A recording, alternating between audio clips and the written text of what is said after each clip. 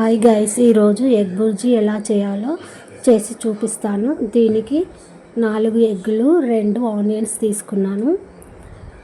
ఇప్పుడు ఆనియన్స్ని చిన్నగా కట్ చేసుకోవాలి. ఎంత చిన్నగా వీలైతే అంత చిన్నగా కట్ చేసుకోండి.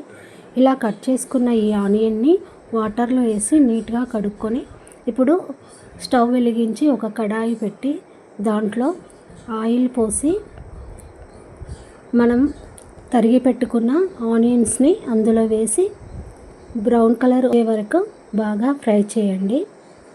ఈ ఎగ్ బుర్జీని చిన్నపిల్లలు చాలా ఇష్టంగా తింటారు. ఒకసారి మీరు ట్రై చేసి చూడండి, ఎలా వచ్చిందో నాకు కామెంట్ చేసి చెప్పండి.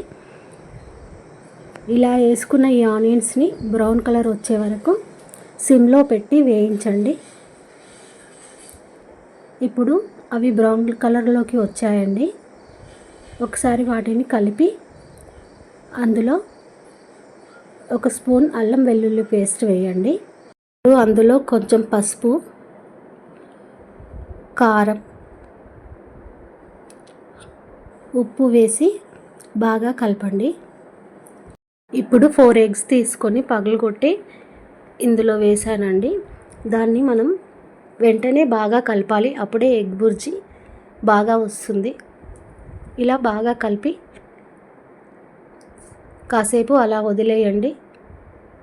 ఇప్పుడు అంతే, ఎగ్ బుర్జీ చూడండి ఎంత బాగా రెడీ అయిపోయిందో.